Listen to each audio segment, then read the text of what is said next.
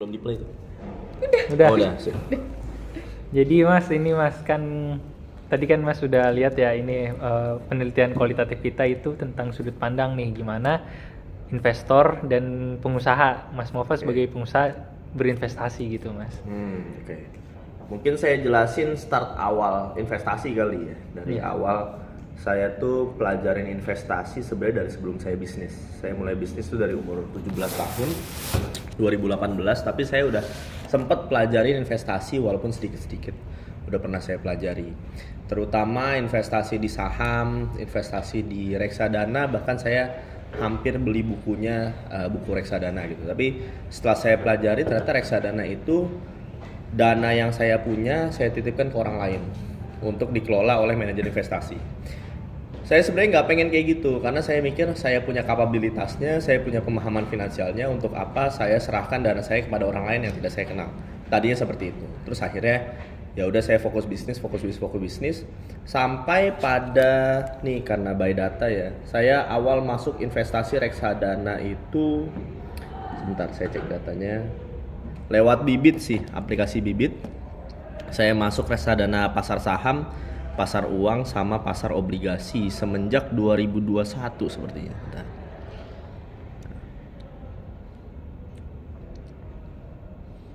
Performa portofolio. Nah, oke. Saya masuk tuh dari 1 April 2022. Awal saya investasi di reksadana. Kan tadinya saya berpikir tidak ingin investasi di reksadana karena menitipkan dana ke orang lain. Tapi setelah saya berjalan bisnisnya dari 2018 sampai 2022, berarti sekitar 4 tahun, saya benar-benar nggak sempat mikirin dana saya yang saya miliki, yang saya punya untuk diinvestasikan. Mungkin secara kapabilitas ada, secara kompetensi ada, tapi dari sisi waktunya yang nggak ada. Sedangkan namanya investasi ya gampangnya investasi saham lah. Investasi saham itu kan nggak bisa ngasal. Nggak bisa, oh kalau harganya murah kita beli, kalau harganya mahal kita jual. Menurut saya banyak hal yang jauh lebih kompleks daripada itu. Salah satunya pasti fundamental perusahaannya seperti apa, ROE-nya tinggi atau enggak, nilai harga sahamnya sekarang berapa, terus setelah itu nanti dividennya dibayarnya berapa, key stakeholders-nya atau BOD-BOD-nya itu siapa aja dan lain-lain. Yang pasti membutuhkan waktu untuk saya pelajari saham mana yang pantas saya investasikan. Nah, karena saya tidak sempat untuk melakukan hal itu semua, oke, akhirnya saya memutuskan dana saya yang ada, saya titipkan kepada manajer investasi di dalam reksadana. Kalau ditanya kenapa pengen investasi, saya akan jawab karena nilai uang itu terus berubah dan semakin turun value-nya. 1 juta rupiah hari ini sama 1 juta rupiah di tahun depan itu pasti berbeda dikarenakan ada inflasi. Jadi kenapa saya milih investasi? Karena saya ngerasa kalau duitnya ini saya nganggur, nggak saya apa-apain, maka semakin ke depan nih duit semakin nggak ada nilainya. Intinya gitu. Karena kalah sama inflasi yang data terakhir saya cek 2022 ke 2023 itu 3,8% per tahun. Berarti 1 juta hari ini, tahun depan itu harga bukan 1 juta lagi sebenarnya value-nya, tapi 900 berapa ribu. Dimanesin sama investasi. Gitu sih. Mas Mova di ini kan apa di bisnisnya Mas Mova sendiri naro investasi nggak sih kayak saham gitu dari bisnisnya langsung? Oke, mungkin saya jelasin PT-PT saya dulu ya. Saya yang tadi saya bilang umur 17 tahun bikin PT Gria Daru Madani, itu saya nggak masukin uang sama sekali. Jadi saya itu golden share. Saya dapat saham 25% dari investor, tidak naro uang, tapi cukup naro tenaga, pikiran dan waktu aja di situ. Jadi investornya full backup dana 100%, saya kerja 100%. 2018. 2021 saya buka bisnis lagi, saya tapi nggak punya saham, saya sebagai direktur di akte perusahaan, saya co-founder. Di situ juga saya nggak punya penanaman modal sama sekali, tapi modalnya masih dicari bareng-bareng sama investor. Nah, untuk bisnis yang baru-baru ini, baru saya buka Maret 2023 kemarin, itu saya masukin duit sendiri dikarenakan sangat kecil, bukan sangat kecil juga ya, saya mampu menginvestasikan dana yang saya miliki terhadap bisnis tersebut. Contohnya gini deh, PT saya yang pertama di perumahan itu untuk beli tanahnya aja tuh 120 miliar. Saya nggak punya duitnya, pasti pakai duit investor. Untuk yang tambak udang saya butuh duit sekitar 270 miliar. Saya nggak punya duitnya, saya butuh investor. Nah, cuman yang Maret 2023 saya baru buka tahu Sumedang itu modalnya kecil banget, cuman 8,6 juta perak gitu loh. Maksudnya dibanding 120 miliar, dibanding 270 miliar, 8,6 juta ini nggak ada apa-apanya. Akhirnya ya udah saya masukin, saya investasikan dana dari saya pribadi terhadap bisnis ini. Gitu. Itu tahu Sumedang modelnya produksi atau Enggak, jadi tahu Sumedangnya itu apa, bisnis goreng modelnya dijual gitu? beli dari pabrik tahu, digoreng dijual. Sesimpel itu sih sebenarnya. Kemudian untuk ini mau apa namanya, cara mencari investor seperti apa? Oke, cara mencari investor yang sering saya jelaskan ini berarti perspektif pengusaha yang sedang mencari investor ya. Iya. Nah, pengusaha untuk mencari investor. Untuk Mova sendiri loh ya. Oke, untuk saya sendiri gini, prosesnya yang akan saya lakukan adalah pertama saya harus memahami bahasanya investor. Karena terkadang bahasa pengusaha sama bahasa investor berbeda. Kalau bahasa pengusaha itu seringnya ngomongin profitnya berapa, nanti ujungnya ada duit atau enggak, bayar karyawan dan lain-lain gimana. Sedangkan investor mindsetnya adalah ini required returnnya berapa, udah nggak ngomongin untung rugi, ngomonginnya berapa IRR-nya, berapa NPV-nya, kalau saya taruh di sini apa resikonya. Jadi saya sering melihat perbedaan bahasa antara pengusaha atau bahkan antara pedagang dan investor. Maka yang akan saya lakukan dan sedang saya lakukan tentunya dalam rangka mencari investor adalah pertama saya harus benar-benar paham banget bisnis model saya. Gimana caranya? Ilmu yang sering bahkan diajarin juga di kuliah kita, bisnis model canvas, value proposition design, itu benar-benar harus lengkap dulu, benar-benar harus ada. Atau lean canvas lah minimal. Pokoknya lean canvas, value proposition design, bisnis model canvas itu harus sudah lengkap. Kenapa itu harus dilengkapi? Agar kita bisa menjawab pertanyaan dari investor, di mana kita belum tahu investor ini bakal nanya apa. Tapi pasti nggak jauh-jauh dari lean canvas, value proposition design, dan bisnis model canvas. Jadi itu pertama yang akan saya pelajari, yang akan saya pahami, akan saya dalami adalah membuat 3 bisnis model tersebut. Setelah itu semua sudah terisi, sudah terjawab, sudah cukup, maka saya akan membuat cash flow projection, capital budgeting. Capital budgeting itu untuk kita bisa jawab pertanyaan investor, Mov, kalau gue masukin duit 270 miliar pada tahun 2023, maka pada tahun 2028 berapa cash on cash return dari duit 270 miliar yang gue masukin. Nah, itu nggak mungkin bisa dijawab oleh pedagang yang tidak paham keuangan, tidak paham finance, nggak ngerti time value of money, nggak bakal bisa dijawab tuh 270 miliar nanti bakal jadi apa. Tapi kalau kita bikin capital budgeting, kalau kita bikin cash flow projection, kita tahu nilai yang dimasukin investor pada tahun 2023 itu berapa, nanti akan tumbuh seperti apa, dan bagi-bagi dividennya kayak gimana.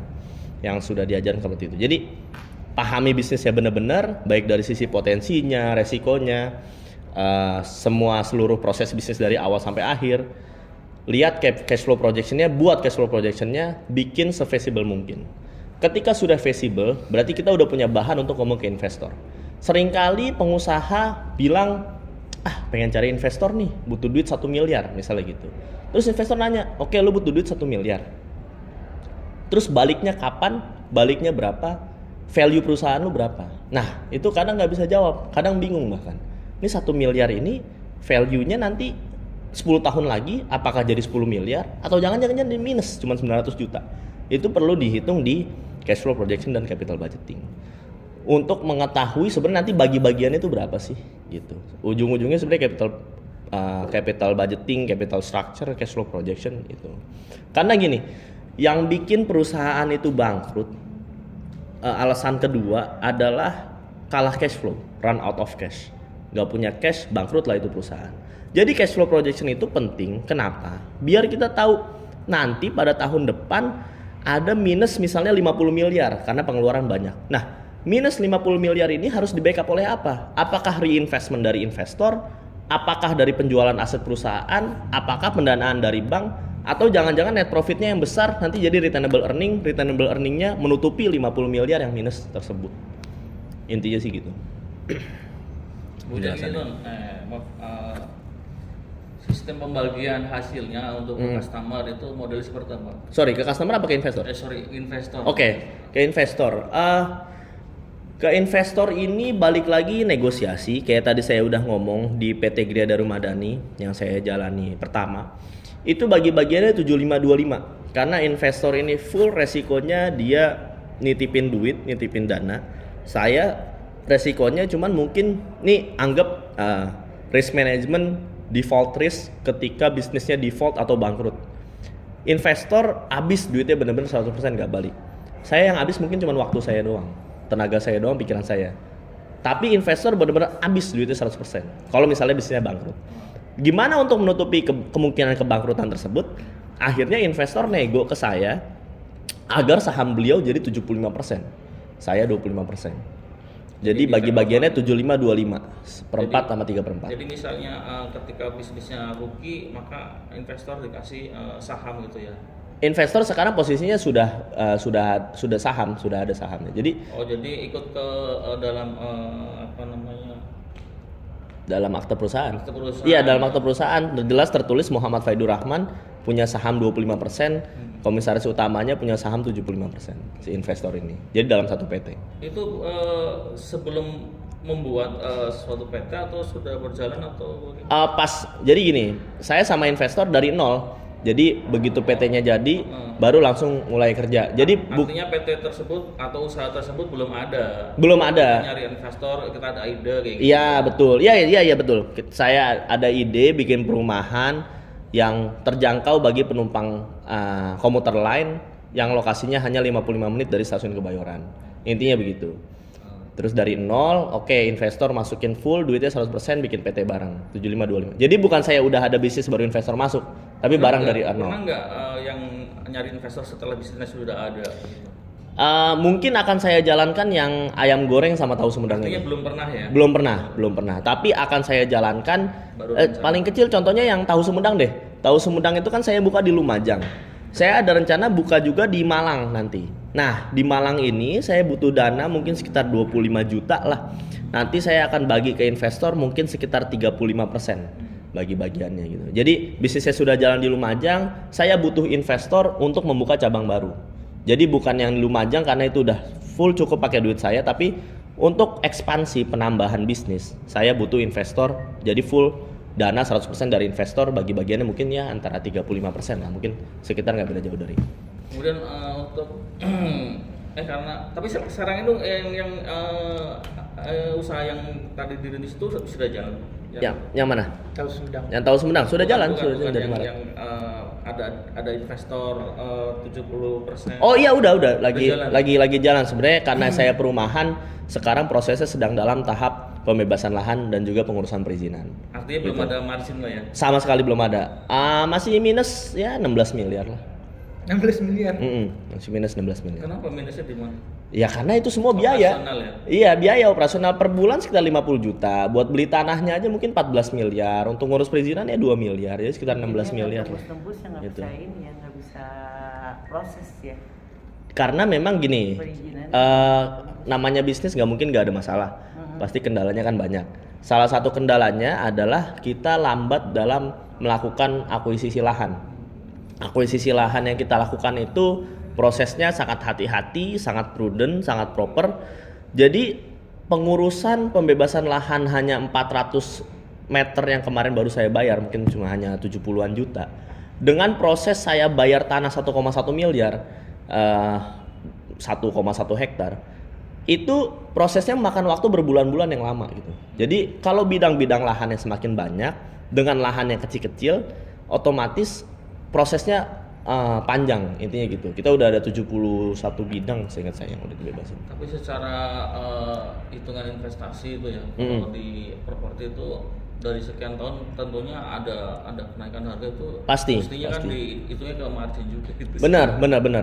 Jadi gini, benar ada kenaikan harga ketika saya beli lahan. Saya beli lahan tahun 2018 itu harganya cuma 145.000 harga net lahannya ya. Bahkan sebenarnya bisa lebih murah dari itu, tapi kan pasti saya ada bagi-bagi ke calo-calo, mediator dan lain-lain. Sekarang posisinya lahan yang saya beli itu udah 400.000 harganya dalam waktu 4 tahun gitu. Nah itu dimasukin di hitungan. Jadi saya beli lahannya itu makin mahal, tapi harga rumah yang dijual juga semakin mahal. Jadi sebenarnya kenaikan harga lahan itu tidak terlalu membuat kita pusing, karena toh harga propertinya juga akan naik gitu. Beda sama ayam goreng saya. Ketika saya beli ayam goreng di pasar harga tadinya 24.000, terus saya beli tiba-tiba harga 36.000, dengan harga jual yang sama mampuslah saya. Harga jualnya sama tapi biayanya lebih tinggi, marginnya tipis. Kalau properti beda, saya beli tanahnya makin mahal tapi harga jual rumahnya pun makin mahal juga gitu, intinya sih gitu. Tadi Mas Nova bilang kan lagi rugi 16 miliar ya Mas di perusahaan properti itu. Itu gimana fundamentalnya deh, kenapa orang masih mau invest di perusahaan Mas Nova? Oke, fundamentalnya ya. Sebenarnya ini bisa direfer balik ke yang tadi saya udah jelasin di Lean Canvas, bisnis model Canvas sama value proposition design. Intinya kenapa sih investor tuh nyediain dana sampai 120 miliar ke bisnis saya untuk beli tanah aja? Itu karena udah pastilah, nggak ada kepastian di dunia ini. Kemungkinan besar lahan yang saya beli bisa dibangun rumah yang cocok untuk penumpang kereta. Sekarang gini, penumpang kereta jalur Tanah Abang sampai Rangkas Bitung ada 150.000 orang. Bisa kita anggap secara kasar yang mau beli rumah saya itu anggap cuma 10% deh, 15.000 unit. Jadi ada kebutuhan excess demand 15.000 unit perumahan. Saya sediakan rumah cuma 7.000. Itu makanya kenapa investor masih pengen banget gelontorin dana. Bahkan kita mau jualan pun jangan, tahan dulu, bebasin lahan lagi. Bahkan gini, tadinya target lahan saya itu cuman 10 hektar. Investornya nggak setuju, kekecilan. Minta nambah 70 hektar jadinya. Jadi progres saya yang udah 7 hektar atau 70% kan karena target 10%. Karena targetnya 10 hektar. Tiba-tiba minta nambah 70 hektar. Berarti progres saya yang tadinya 70% mundur lagi jadi 10% karena targetnya pun 70 hektar. Gitu. Jadi kenapa walaupun minus, mungkin nanti minusnya mungkin bisa sampai 80-an miliar.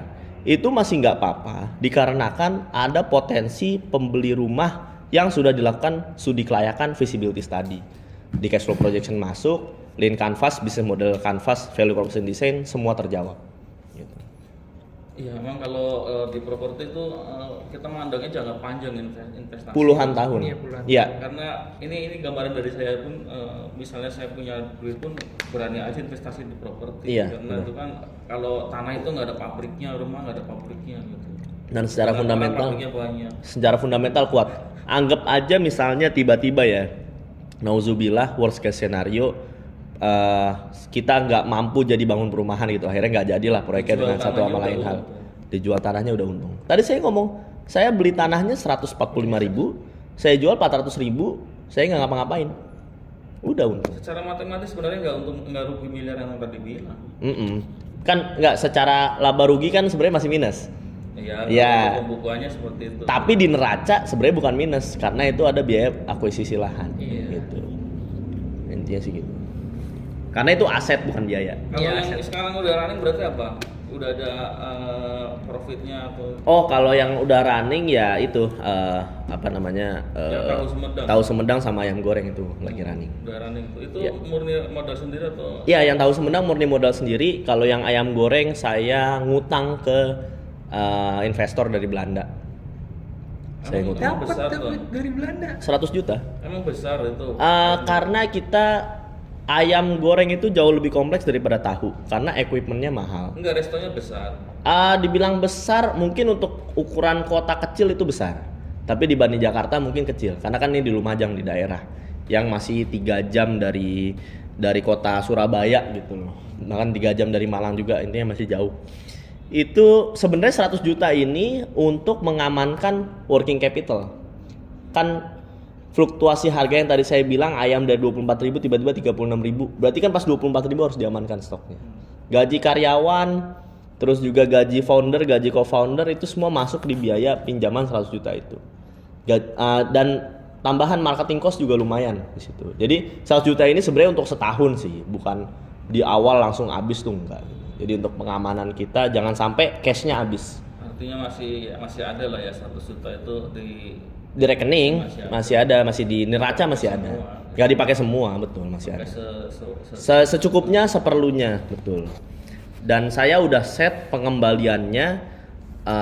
Jadi awal ngutang itu Maret 2023, nanti harus dibalikin Maret 2024, tapi dengan cara dicicil 12 kali. Jadi sebenarnya spread duitnya tuh panjang sampai 2 tahun. Jadi bukan Maret 2024 saya harus balikin 100 juta, tapi saya bagi Maret 2024 saya bayar 10 juta 100 ribu. Terus April 10 juta 100 ribu. Terus kayak gitu selama setahun sampai lunasnya. Jadi modelnya flat gitu ya? Model flat, fix 10 juta 100 ribu. Enggak tergantung dari keuntungan berapa? Oh enggak, karena kan ini pinjaman. Ini ya gitu makanya ini perbedaan antara pinjaman dan penanaman modal. Kalau penanaman modal itu kan misalnya dividennya nggak ada yang bisa dibagi, otomatis ya udah nggak ada bagi-bagi dividen, orang perusahaannya masih rugi. Sedangkan kalau pinjaman udah kayak gitu, ya mau perusahaannya rugi mau untung harus dibalikin itu duit, karena itu pinjaman. Itu bedanya. Karena gini. Berarti tadi kan bukan investor namanya, tapi lender lah. Saya nggak bilang investor. Tapi dari Belanda benar. Tapi ya lender lah. Peminjam uang. Makanya saya ngomong pinjaman. Gitu. Nah, ada kemungkinan juga ini strategi saya sih sebenarnya. Bisa aja di switch dari duit yang dia masukin value 100 juta. Kan harusnya kan saya pas jatuh tempo tuh harus bayar pinjamannya. Tapi bisa saya switch. Duh, gimana ya bro? Gue lagi nggak punya duit nih buat bayar lu. Gimana kalau misalnya duit yang udah lu masukin, gue anggap sebagai penanaman modal lu? Kan bisa aja gitu. Di switch derivatif. Dari tadinya pinjaman jadi penanaman modal. Nanti gue kasih lu bisnis ini sahamnya 30%. Kan bisa aja. Oke, kemarin ya Pak Rofi. Kayak Pak Rofi ceritain, saya baru kepikiran. Iya juga. Kalau misalnya worst case scenario saya nggak mampu bayar utang tersebut, saya switch dari hutang menjadi penanaman modal kan sebenarnya bisa aja gitu. Tapi awalnya akadnya memang hutang, tapi di switch kan bisa, asal Rido sama-sama setuju gitu. Saya juga mau jelasin bahwa perusahaan itu dapat pendanaan sebenarnya bisa dari 3 tempat. Ada dari net profit atau ujungnya perusahaan yang dikurangi dividen atau jadi returnable earning. Returnable earning itu bisa masuk diputar-putar lagi di bisnis. Bisa juga dari penanaman modal yang saya lakukan sama investor di PT Gria Daru Madani Perumahan. Bisa juga saya dapat pinjaman dari yang untuk ayam goreng. Jadi pinjaman harus bayar bunga, penanaman modal harus bayar dividen, net profit ada ongkos penjualan. Nah, harus dilihat sebagai pengusaha itu harus bisa lihat dari 3 hal ini mana yang paling menguntungkan bagi perusahaan, mana yang membuat nilai valuasi perusahaan itu makin tinggi. Kalau perusahaan nggak ngerti 3 hal ini, maka dia cuman pedagang menurut saya, cuman nggak bisa growth. Mungkin survive iya, tapi untuk pengembangan perusahaan mereka nggak mampu meleverage hal-hal kayak gini, akan lama dan susah untuk mengembangkan perusahaan tersebut. Gitu. Jadi harus dipilih, mau minjem harus bayar bunga, mau nyari investor harus bayar dividen, mau dari net profit berarti penjualan harus tinggi. Biaya juga harus rendah gitu. Penjelasannya. Ada lagi nggak? Udah dijawab semua. Belum naik udah kayak inisiatif ya. sendiri. Fundamentalnya udah. Iya sih dari segi apa? Pengusaha yang ini udah sih. Udah ya? Terus tanya dong, kalau si Mova kan dari properti, kenapa bisa punya ide untuk bikin tahu Sumedang, ayam goreng? Itu kenapa kan beda banget? Iya benar. Ya jiwa pengusaha mah seakan-akan ngalir aja gitu. Kayak saya juga kadang-kadang ya, enggak maksudnya kan gitu. Enggak, bukan Pak. Maksudnya kan kayak tahu Sumedang kan maksudnya kayak di Jakarta kan juga enggak gitu kan. Kalau ayam goreng itu kan kalau lu mau ngambil itu resikonya udah banyak banget yang jual. Iya, yang jual udah banyak, betul. Udah red ocean. Banyak banget ya, jual. Sebenarnya red ocean bisa dibikin blue ocean sih. Kita bisa bikin rumah jadi blue ocean. Iya. Sekarang ada ayam berempah-rempah, ada ayam sambal itu apa rampai, ayam apalah, itu kan udah banyak banget itu. Oke. Kenapa kepikiran dari properti tambak udang? Dari properti tambak udang aja udah beda sebenarnya. Iya. Tambah ayam goreng, ditambah tahu Sumedang, beda semua Kalau intinya. ayam sama tahu nyambung lah. Nyambung. Ya walaupun tuh sebenarnya bisa beda juga. Ayam kan makan siang makan malam, tahu kan cemilan gitu kan. Jadi kenapa saya malah nambah bisnis lagi? Sebenarnya karena saya melihat tuh ada peluangnya. Jadi saya kenal sama orang di Instagram, beliau ini adalah chef. Terus punya ide untuk buka ayam goreng McD tapi KW-nya McD gitulah. Jadi imitasi dari McD. Dan memang outlet saya itu di Lumajang McD belum ada. Jadi saya itu semacam filling the gap orang yang mau makan McD tapi harus 3 jam dulu ke Surabaya, ke kota, 3 jam dulu ke Malang baru ada McD gitu, atau 2 jam lah ke Jember, intinya masih sama-sama jauh lah gitu. Jadi gap yang saya isi adalah peluang orang yang pengen makan McD seperti orang kota, tapi ya nggak mungkin ke kota dari sisi waktu, tenaga, biaya nggak mungkin. Intinya jadi saya masuk situ. Jadi kenapa saya mulai berani bisnis itu? Karena ada partner yang tepat. Karena ada partner yang bisa menjalankan itu. Karena gini, ide itu kan banyak ya, banyak banget. Tapi sekedar ide tanpa ada yang eksekusi, tanpa ada yang jalanin, ya nggak bakal jalan. Pekerjaan segampang apapun kalau nggak dijalanin nggak bakal jalan. Tapi Mopa nggak merasa nanti kecewa kalau ditinggal? Ditinggal gimana maksudnya? Dia kan sistemnya kan Mopa kasih modal nih, Mopa nggak ngikut dong, masuk dong. Masuk saham 49%. Iya, itu kan berupa uang. Enggak. Bukan berupa tenaga dong. Oh iya, iya. Nanti tiba-tiba dia udah punya uang sendiri, apa sendiri dia buka sendiri, apa nggak kecewa gitu ditendang? Resiko tersebut sebenarnya ada. Gini, itu kan kalau ngomongin etika bisnis, misalnya dia tiba-tiba pergi, terus saya buka bisnis, itu kan sangat tidak etika. Maksudnya saya buka bisnis yang sama persis dengan konsep yang sama, itu haram lah dilakukan selama memegang saham. Soalnya ini yang kejadian adik saya. Oke. Dia buka KFC. Oke. Ibaratnya udah sama nih kayak kamu di partner apa di Kebon Jeruk. Oke. Tiba-tiba itu di Kebon Jeruk ditutup, plus habis hilang orangnya. Buka sendiri. Jadi hilang, ibaratnya adik saya masuk ke saham sekitar berapa? Iya. Ya lumayan gede, dia hampir 100 juta waktu itu. Dia sampai stres berat, dia bilang, waduh Ci katanya, ayam buat tutup nih katanya. Kok bisa sih Dek? Lu memang nggak ikut ngawas, gua kan taunya duit doang katanya. Temennya yang ngolah semua. Iya, ya. Jadi ini sebenarnya akhirnya nggak jadi, dia bikin sendiri, dia mulai terjun. Itu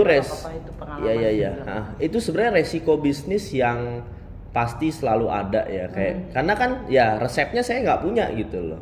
Resepnya itu dipegang sama partner saya. Jadi itu yang salah, mestinya mau kasih tahu. Kalau bisnis itu mah F&B mah memang harus resepnya harus dikunci. Iya, jadi sebenarnya gini, saya itu bisa disambung-sambungin. Perumahan yang saya bikin seluas 70 hektar, 7.000 unit itu kan pasti kan butuh makan. Pasti kan butuh cemilan. Ya saya kepikirannya, walaupun mungkin belum tentu, tapi kepikirannya paling nggak udah ada lah F&B yang saya jalanin dari sekarang.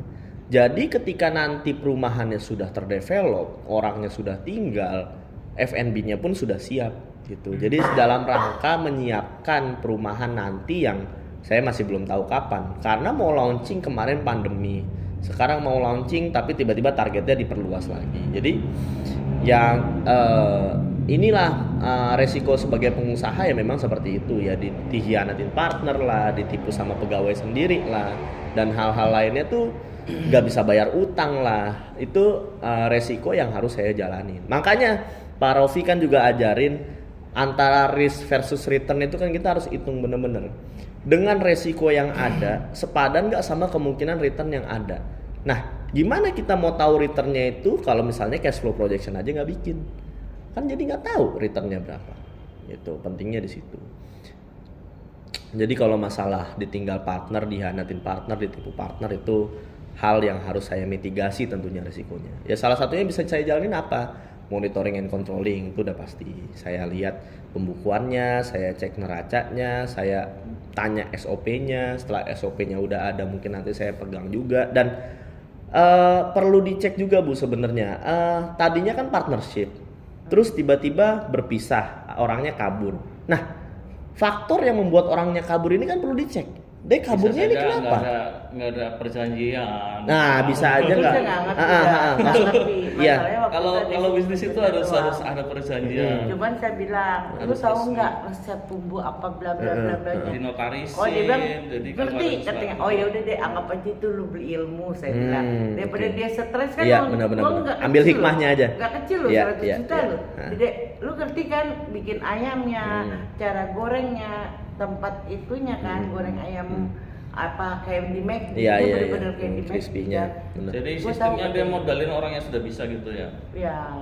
Jadi banyak jadi mestinya dia modal. Kalau saya start dari nol. Yang satu dia bisa aja seperti itu, tapi mestinya yuk saya modalin kamu yang tenaga ahlinya, kita bikin perusahaan, kita bikin MOU. Iya, MOU perjanjian. Gitu, cuman RC kan nggak kontrol. Jadi kalau ada sesuatu kita bisa bisa refer.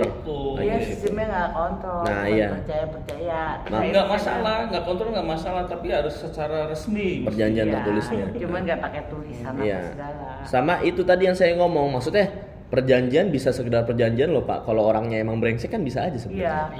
Iya kan? Bisa aja, tapi tetap pembukaan harus rapi. Iya, pembukaan harus rapi. Maksud saya gini, dengan adanya perjanjian bukan berarti kita menghalau si partner kita ini untuk tidak melakukan hal yang tidak diinginkan. Itu maksud saya. Nah, jadi agar hal tersebut tidak terjadi, saya harus pikirin kira-kira faktor apa nih yang membuat dia pengen kabur dari saya, istilahnya gitulah.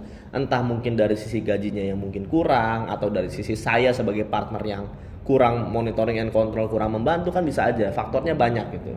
Bisa aja yang ibu tadi jelasin, partnernya merasa dia mah cuman nanemin duit doang, yang capek gua, yang kerja gua, mendingan gua sendiri, untung buat gua doang, kan bisa aja seperti itu.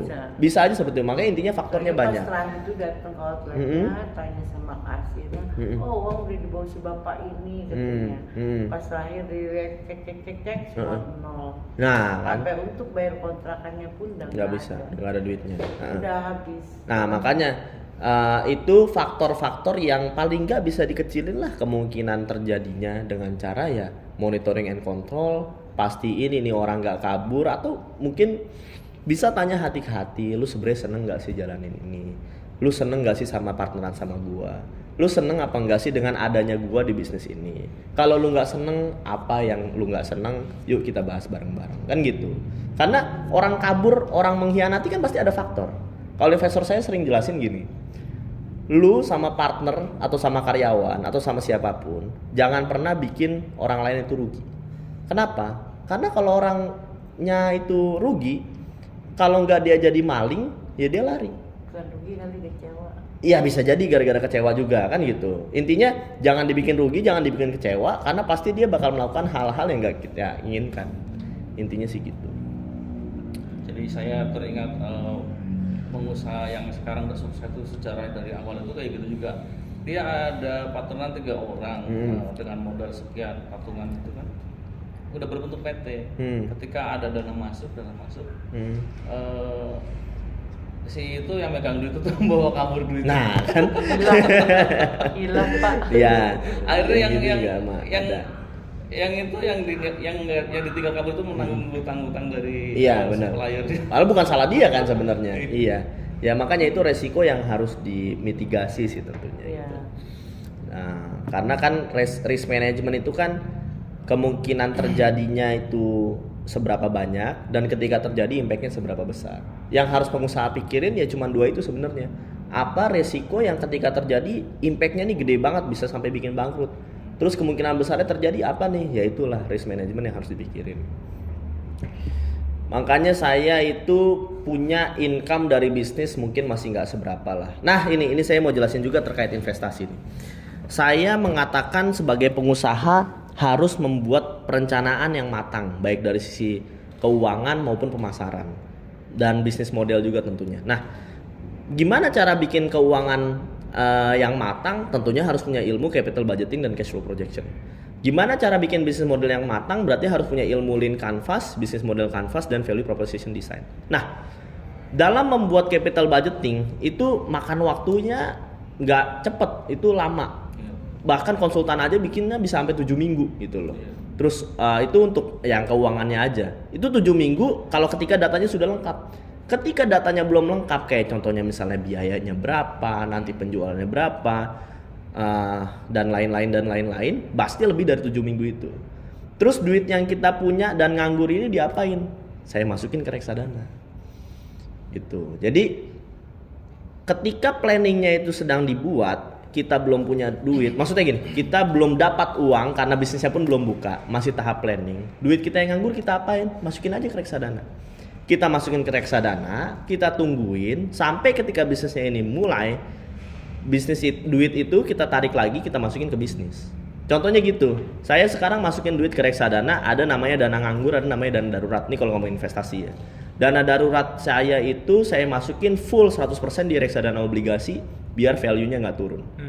Saya masukin dana darurat saya itu 3 bulan dari pengeluaran primer saya tiap bulan, ya bayar uang kuliah, makan, pulsa, transport gitu kan. Itu benar-benar yang primer doang saya masukin, value-nya 2.070.500 kali 3. Jadi saya punya dana darurat ada 6 juta rupiah. Itu saya masukin di bibit, nggak saya utak-atik, nggak saya apa-apain. Karena memang dana darurat ketika saya memang butuhkan. Terus masih ada sisa dana lagi, saya masukin di situ sebagai dana nganggur, dana idle yang bisa saya tarik sewaktu-waktu jika dibutuhkan dan dimasukin ke investasi yang lebih menguntungkan. Apa contohnya tahu Sumedang tadi? Jadi value-nya saya di reksadana itu ada sekitar 20-an juta. Terus ada bisnis yang lebih potensial daripada reksadana. Mungkin reksadana returnnya cuma 11%. Tahu Sumedang saya mungkin returnnya bisa 30%. Ya udah saya tarik dari reksadana, saya masukin ke dalam bisnis. Jadi gitu. Pentingnya kita paham return setiap bisnis untuk biar tahu. Sekarang gini deh. Waktu kita udah pasti terbatas. Uang kita udah pasti terbatas. Energi kita udah pasti terbatas. Terus gimana cara kita mengoptimalkan 3 hal ini? Ya kita masukin ke hal-hal yang pantas kita masukin aja. Itu makanya kenapa pentingnya bikin feasibility study, bikin cash flow projection. Jadi tahu, oke, bisnis perumahan saya returnnya sekitar 36%. Bisnis tambak udang saya returnnya 49%. Bisnis tahu Sumedang saya returnnya 77%. Ya udah 3-3-nya saya masukin.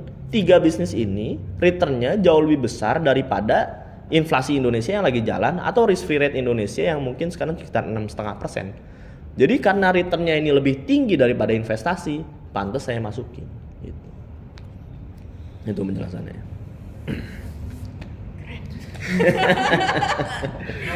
Ya. Kan tadi ada 3 bisnis ya. Ya 4 sih sebenarnya. Sama yang kan perumahan, tambak udang, ayam goreng, sama tahu. Kan kalau yang perumahan itu kan bisa dibilang belum jalan ya, masih proses akuisisi. Betul, proses akuisisi lahan dan pengurusan perizinan. Dan ayam goreng sama tahu juga belum kan? Udah jalan. Ayam goreng sama tahu udah jalan. Ayam goreng buka dari Desember 2022, tahu dari Maret 2023. Kalau yang kedua, yang tambak udang. Nih gue belum terlalu bahas sih. Tambak udang ini adalah bisnis. Enggak, tambak udang ini adalah bisnis yang padat modal dan juga tidak tidak seaman properti. Itu yang menjadi resikonya tinggi.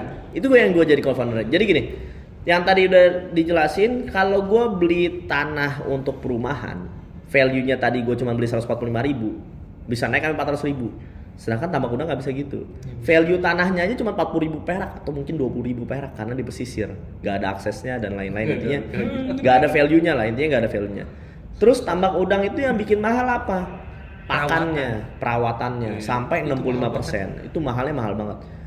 Mungkin bisa 2,2 miliar itu tiap sebelum panen. Jadi income-nya itu 3 miliar tapi expense-nya sampai 2,3 miliar gitu loh. Jadi bisnis tambak udang ini high risk tapi high return juga.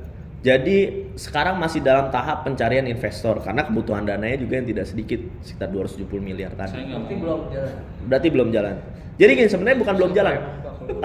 Udah jalan 10 hektar tapi dengan desain yang masih belum improve. Terus udah jalan juga 40 hektar dengan desain yang udah lumayan improve tapi belum sesuai dengan kaidah real estate development. Jadi sekitar sebenarnya 50 hektar udah jalan tapi bukan punya gua, punya partner gua. Nah, 50 hektar yang udah jalan ini, gua bareng bokap gua itu bikin cash flow projection-nya yang sesuai dengan keinginan dan kemauan investor. Gitu. Jadi, gua sebelum bikin cash flow projection, gua pelajarin dulu otaknya investor itu gimana.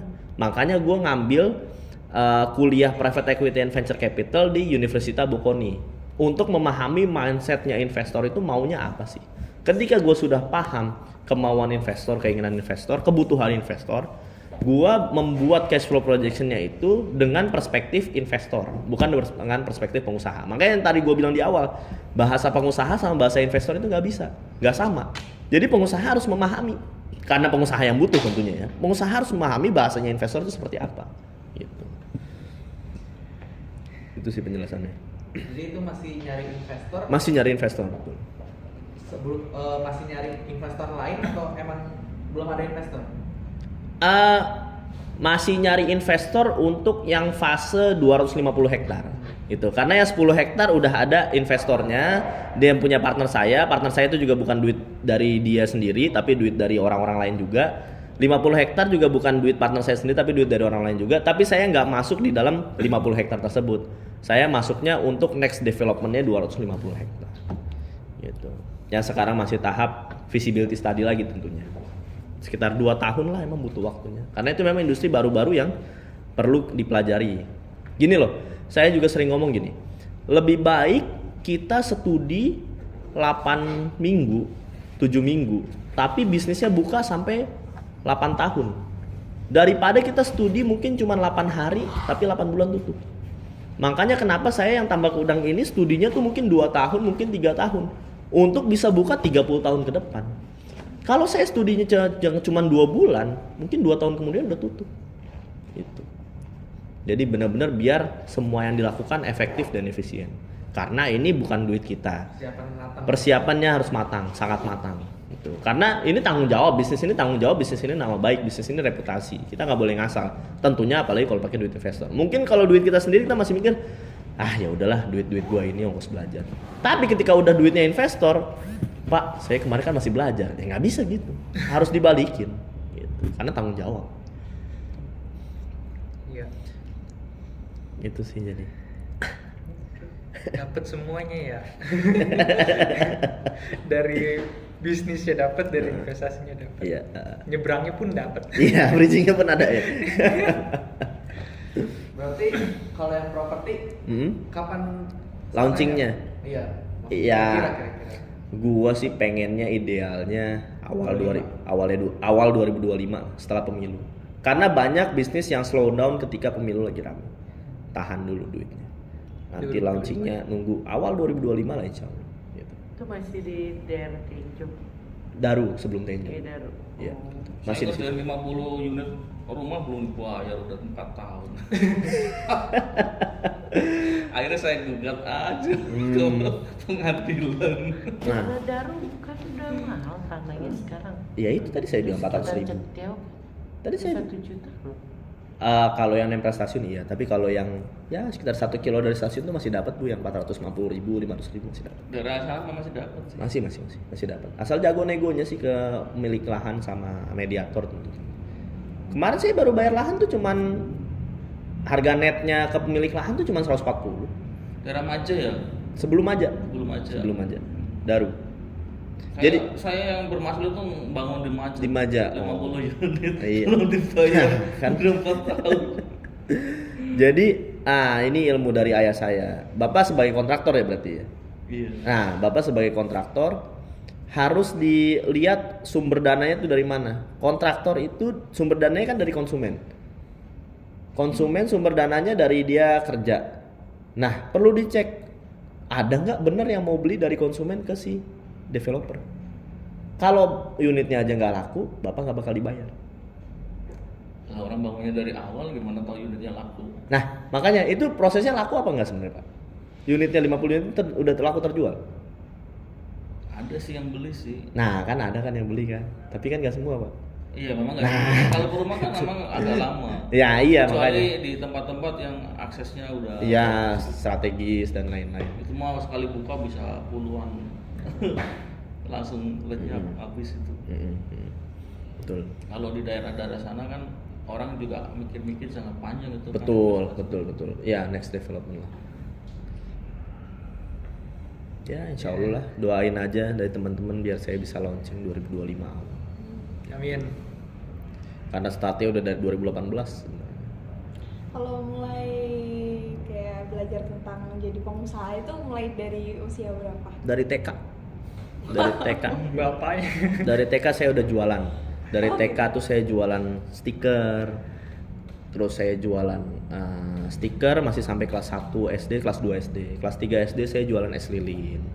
Kelas 4 SD saya masih jualan es lilin. Kelas 5 SD sampai kelas 6 SD saya jualan keripik pedes. Karena waktu itu saya ingat banget masih zamannya tuh keripik pedes yang dari Bandung gitu loh, yang Maici 2010-an. Itu saya ingat tuh Jadi memang saya beli. pengusaha itu rata-rata timbul dari kecil. Itu pas Saya SD. sendiri kan, mas saya kan dari orang yang nggak mampu ya. Ketika sekolah itu saya berpikir bagaimana saya biar nggak terlalu membebankan orang tua gitu. Jadi di sela-sela waktu saya jualan kayak gitu. Pulang sekolah saya jualan. Iya benar. Akhirnya dengan kayak gitu berkembang tuh Otaknya terdevelop. mindset bisnisnya. Betul. Jadi melihat peluang itu gampang. Iya betul. Iya, oh ini ada peluang. Iya. Ngomong-ngomong mindset kan, saya juga penelitian saya itu yang meneliti coffee shop ya.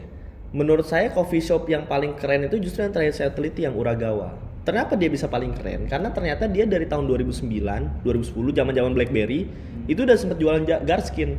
Dibanding pemilik coffee shop sebelumnya yang cuma lulusan Melbourne, terus lulusan sistem informasi tapi nggak pernah jualan, itu beda otaknya, beda mindsetnya. Yang terakhir itu bisa sampai jelasin consumer behavior. Jadi dari jam 8 pagi sampai jam 8.10 siapa yang nongkrong, jam 10 sampai jam 12 siapa yang nongkrong, 12 sampai jam 3 siapa yang nongkrong, jam 3 sampai jam 11 malam siapa yang nongkrong. Jadi terlihat jelas lah bedanya orang yang sudah start bisnis atau jualan dari awal sama orang yang baru bisnis itu.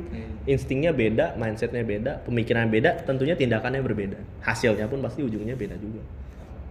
Tuh saya SD jualan itu. Saya terus SMA saya jualan keripik pisang, saya jualan juga power bank custom, saya juga sempat jualan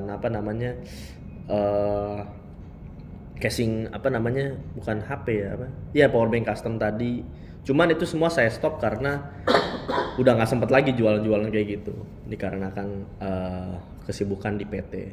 Sebenarnya saya ada tambahan satu lagi, saya baru ngomong, jadi bisa saya ada 5. Satu lagi ini, saya mulai start jadi distributor lantai flooring. Jadi lantai-lantai vinil, lantai-lantai SPC kayak gini nih lantai vinil, itu saya start jadi distributornya gitu. Baru start ya bulan Juli ini lah. Jadi udah 5 sekarang. Gitu. Biasanya mindset itu akan timbul ketika ada the power of kepepet. Benar. Saya kan harus bayar uang kuliah 1,1.072.500. Tiap bulan itu udah pasti fix. Nggak dapat dari nyokap? Sama sekali nggak ada. Sama sekali nggak ada. Saya juga nggak mau. Nah iya makanya bapak udah umur berapa? Iya kan. Nah. Tapi bapak hebat ya, dari kecil jualan ya untuk itu. Tapi ibaratnya dia otaknya berkembang gitu. Kalau saya memang kayak kita ya bapak bilang kan, kita memang susah kan, ibaratnya mau bayar uang sekolah pun kita mesti jualan dulu kan. Ibarat kasar yang nggak mau bebanin. Tapi kalau kayak saya emang nggak. Jadi motivasinya kalau gue dagang kayaknya nggak ini banget gitu. Udah pernah nyoba? Rod. Dulu saya lagi bener-bener pepet banget dulu waktu pengantin baru itu. Kan istri saya kan belum pernah ke Jakarta juga. Saya nikah waktu itu udah di Astra sih. Jadi ketika itu tahun 95 gaji saya itu 300.000 itu gaji pokoknya. Buat bayar kontrakan 150. Buat bayar cicilan pas 95 350. 150 95. Iya. Astaga. Murah Karena, kali, Pak. Gaji saya udah 15 juta itu. Per bulan, Bu, bukan per tahun. Saya per bulan 15 juta. Jadi apaan? 95 15 juta. Jadi apaan? Akunting. Oh, gaji.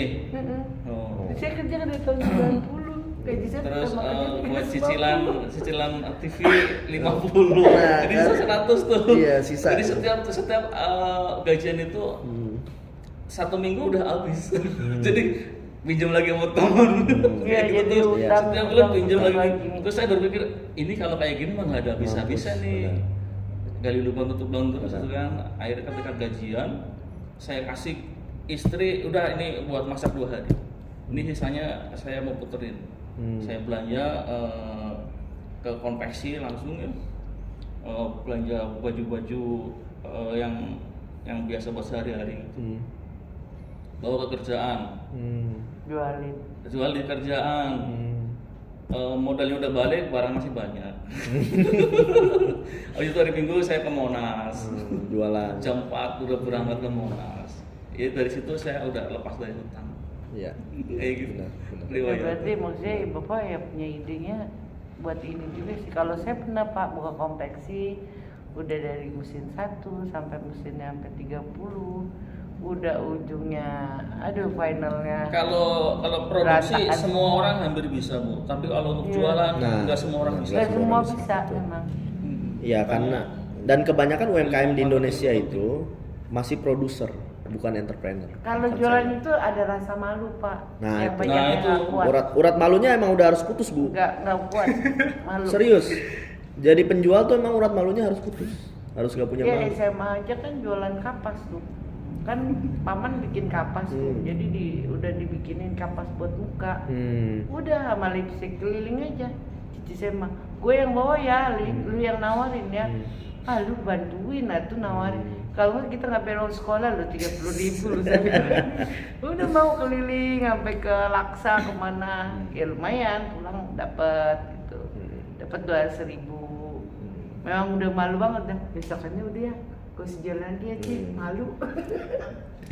Ya jadi kenapa saya nambah bisnis lagi ya karena ada expense baru, otomatis saya harus nyari income baru. Karena kalau saya nggak nyari income baru kan lama-lama habis saya duitnya. Iya, benar. Ya karena expense-nya nambah, income-nya nggak nambah, nambelnya pakai apa nih ya? Nambelnya tambah bisnis lagi. Terus setelah kenapa saya mulai yang lantai flooring itu distributor lantai, karena saya punya kebutuhan. Kan outlet saya di Lumajang. Dari Depok ke Lumajang itu sekitar 1000 km loh. Jadi saya tuh spend duit mungkin 2 minggu 12 hari untuk penginapan, makan dan lain-lain itu sekitar 4,3 juta lah. Atau biar gampang 5 juta. Nah, ini 5 juta ini harus ditambal dari mana? Ya saya nambah bisnis lagi. Jadi selalu kayak gitu.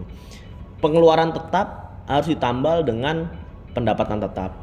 Pengeluaran yang kita berdasarkan sifatnya keinginan, kayak misalnya mau beli mobil lah, mau beli rumah lah, itu ditambalnya pakai dividen aja dari perusahaan.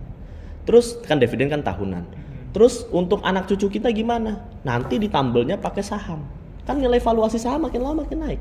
PT Gria Daru Madani yang saya dirikan dari tahun 2018 itu mungkin 2028 value-nya udah tinggi banget. Itu mungkin nanti bisa buat anak saya, mungkin bisa buat cucu saya, mungkin bisa buat cucu saya. Sorry, bukan yang perumahan. Kalau yang Tambak Udang, karena Tambak Udang ya, kalau tambah jangka panjang kan gitu. Kalau perumahan ya mungkin 7 tahun, 10 tahun, 15 tahun udah sold out mungkin ya. Tapi kalau yang Tambak Udang kan ya begitu barangnya kejual, airnya diisi lagi, udangnya ada lagi, dijual lagi, siklus. Nah, itu mungkin bisa puluhan tahun. Tapi kalau mungkin perumahan mungkin belasan tahun juga udah beres. Jadi intinya kalau saya simpulin itu, Nova itu pengennya ada masukan harian, masukan bulanan, masukan tahunan Betul, gitu. betul. Gitu. Tentunya begitu. Ya, semua orang manusia pasti mau ya semua. Iya, maunya gitu. Tapi apa benar di action seperti itu kan belum semua. Ya, semuanya belum tentu. Kalau bisnis di awal itu benar-benar Kamova tuh bermodal uang secara langsung atau kayak emang udah ngerti investasi terus join partnership gitu? Awalnya saya ingat gini, waktu saya SD kelas 5 itu saya dapat uang 500.000 rupiah abis ada dance competition gitulah. Dance competition saya dapat duit, saya ingat 500.000. Saya dapat, ibu saya bilang, "Mov, kamu dapat duit 500.000 ini, kamu beliin mainan atau game, habis. Kamu dapat duit 500.000, kamu beliin modal, kamu dapat 1 juta. Terus itu muter lagi, duit kamu makin lama makin banyak. Kamu pilih mana? Beli mainan apa buat modal bisnis?" Saya pilih buat modal bisnis. Ya udah. Jadi itu yang ditanamkan bahwa kalau pengen nyari duit ya begitu caranya. Daripada dihabisin, dimasukin ke faktor produksi, ada selisihnya itu yang dibelanjakan. Kelas 5 SD. Gitu. Modal keripik tuh. Keripik pisang. Keripik pedes, sorry. Keripik pedes. Maici. Model-model Maici gitu. Jadi ingat saya beli harga 500.000, 1 kilonya itu harganya 500.000.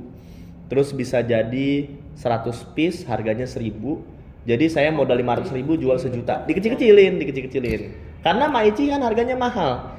Seingat saya 17.000 atau 18.000 gitu. Dan itu sangat tidak cocok untuk anak SD yang mungkin uang jajannya cuma 5.000. Terus gimana cara jualannya? Ya udah saya kecilin. Jadi cuma 1.000 rupiah segini doang. Laku. Alhamdulillah. Jadi fit ke marketnya. Kalau saya jual 17.000 nggak masuk. Jadi saya jual harga 1.000 rupiah. Di situ modalnya 5. Nah itu saya baru paham tuh mana modal, mana untung, mana rugi itu dari situ. Modal 500, jual 1.000. Gitu. Muter terus.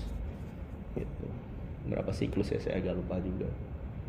Karena waktu itu masih SD. Itu sih. Dapat semuanya ya. Lengkap ya? Lengkap. Bener sejam kan nih? Kan diminta sejam. Belum. 6 menit lagi. Kurang berapa menit lagi? 6 menit lagi. Biar ada yang sejam. Apa ya? Kasihan Isya yang bakal nulis. Transkripnya panjang. Kenangan ada ya. Iya. Mungkin saya mau jelasin ini deh, pandangan saya terhadap investasi Terakhir yang ya? ada yang available lah. Maksudnya dari sisi mungkin forex, mungkin kripto, mungkin reksadana, mungkin saham. Kalau saya perhatiin sih, sebenarnya investasi yang ada available dan tersedia itu akan makin enak kalau modal kita pun banyak juga. Maksud saya gini, saya punya uang 1 miliar, saya masukin ke kripto, besoknya harganya jadi naik 1%, jadi kan 1 miliar 100 juta, saya dapat 100 jutanya. Tapi kalau uang saya cuma 1 juta, naiknya kan sama kan 1% juga, sisanya cuma 100.000, ya nggak? 1%-nya kan 100.000. Jadi 100.000 tuh nggak nutup lah gitu loh dengan modal yang saya pasti kan mikirinnya kan sama, analisa fundamentalnya sama. Itu kripto ya sama, saham juga gitu. Value yang saya masukin kalau mau dapatnya banyak berarti kan uangnya kan harus banyak. Nah saya belum punya uang sebanyak itu, akhirnya gimana? Ya udah saya bisnis yang bisa saya masukin, saya pahami, bisa dimonitoring dan kontrol. Karena gini, ketika misalnya saya masukin di pasar saham, ketika harganya murah saya beli, saya tidak bisa melakukan apa-apa selain berdoa agar harga sahamnya naik. Bisa nggak saya setting itu biar harganya naik? Kan nggak bisa. Tapi kalau bisnis itu bisa saya kontrol. Contohnya, tadi saya masukin 8,6 juta ke tahu Sumedang. Saya bilang ke partner saya, pokoknya gue pengen penjualan tiap hari 1 juta rupiah. Lu pikirin gimana caranya, kalau nggak berhasil, lu bilang kenapa nggak berhasilnya, kita cari solusi bareng-bareng. Intinya dalam bisnis ada hal yang bisa kita kontrol untuk mencapai target kita. Sedangkan dalam investasi, ya contohnya saham tadi, gue nggak bisa setting agar harga sahamnya itu naik. Bisa yang gue lakukan apa? Prediksi. Tapi prediksi kan sekedar prediksi. Kalau ternyata salah gimana? Di manajemen operasi diajarin, forecasting itu nggak ada yang 100% benar, nggak ada yang 100% akurat. Bisa dikecilkan margin of error-nya, bisa dikecilkan standar deviasinya, tapi tidak merubah apapun. Jadi saya kenapa tidak masuk ke saham, kenapa tidak masuk ke kripto, kenapa tidak masuk ke forex? Karena itu hal yang tidak bisa saya atur, tidak bisa saya kontrol. Sedangkan kalau bisnis bisa saya kontrol. Atau mungkin ada juga contohnya inilah MLM. MLM tuh banyak juga. Kenapa saya pernah masuk MLM pernah 1,5 juta karena yang bikin ibu saya juga sih. Tapi saya pernah masuk lah 2018. Menurut saya itu tidak bisa saya kontrol juga. Maksudnya gini, yang selalu dijelaskan MLM kan, kamu 1 orang cari 4 orang, ya, itu 4 gitu. orang cari 4 orang lagi atau 2. Iya kayak gitu. Ya kalau saya waktu itu Bukan dari tahun 90. Nah iya mungkin udah lama lah, intinya mungkin dari 90-an udah banyak. Dan yang scam pun banyak, yang money game pun banyak. Nah gitu, dan pernah masuk kan. Nah 1 nyari 4, nyari 4 lain gitu. Nah bisa nggak kita sebagai leader mengkontrol 4 orang ini, agar mengkontrol 4 orang ini, agar mengkontrol 4 orang ini? Area of controlnya tuh tidak mungkin, monitoring and control tuh nggak mungkin. Sedangkan kalau karyawan, kita bisa kontrol. Lu karyawan gua, ini SOP-nya lu kerjain, kalau lu nggak beresin, gua ganti sama karyawan lain. Beres, bisa selesai. Lu butuh apa, gua sediain. Awalnya jadi leader yang baik dulu. Pokoknya, ini baru gua lakukan minggu lalu. Baru gua bilang, lu pengangguran, lu bantuin gua sekarang. Lu kerjain, gua kirim materi apa yang lu butuhkan, gua pinjemin buku, gua kasih foto dan video untuk bahan lu bikin konten di Instagram dan TikTok. Gua lihat performance lu selama 1 bulan ini. Kalau lu nggak perform, kalau lu nggak kerjain, teman-teman gue yang pengangguran lain banyak, bisa kapanpun menggantikan lu. Nah itu kan bisa dikontrol. Kalau MLM bisa nggak kita kontrol agar lu downline gua harus nyari 4, kalau nggak gua ganti, kan nggak bisa. Nggak bisa, punishmentnya nggak ada, rewardnya ada jelas, tapi punishmentnya nggak ada. Saham, investasi sama. Pokoknya nih gue masukin 1 miliar, gue pengen besok 1 miliar 100 juta. Lu mau ngomong ke siapa kayak gitu? Ini mekanisme pasar, nggak bisa digituin. Jadi area of controlnya untuk pasar yang bebas seperti itu nggak ada menurut saya. Gitu. Mungkin lah nanti kalau saya punya duit, mungkin aset saya sekarang 7M, misalnya saya udah asetnya mungkin 20M, terus ada duit cash nganggur 1M, mungkin saya bakal masuk ke high risk yang seperti itu. Satu, saya masukin di Bitcoin. Karena ketika naiknya 1%, wow, untung saya besar. Coba gini deh, ada nggak investasi yang baliknya setahun tuh 100%? Kan nggak ada. Nggak ada sama sekali. Nah, orang yang masukin duit 1 juta berharap kaya raya itu nggak mungkin. Karena kalaupun ada yang naik 100%, dari 1 juta masuk jadinya berapa? 2 juta. Nah, apa cukup tuh 2 juta dengan segala biaya hidup, kebutuhan dan lain-lain? Kan nggak make sense gitu. Jadi investasi itu menurut saya cocoknya kalau yang emang udah punya modal besar. Jadi ketika untung berasa untung. Gimana mau dikirim apa? Senin aja. Sejam. Mantap, Mas. Ini cocoknya jadi podcast. Dia masih mau terima apa enggak? Jangan sampai udah punya ke sana ditolak. Udah ini sih udah lengkap banget. Ya. Kamu ngomong Mas. Makasih ya Mas Ya, ini. sama-sama bilang. Saya ini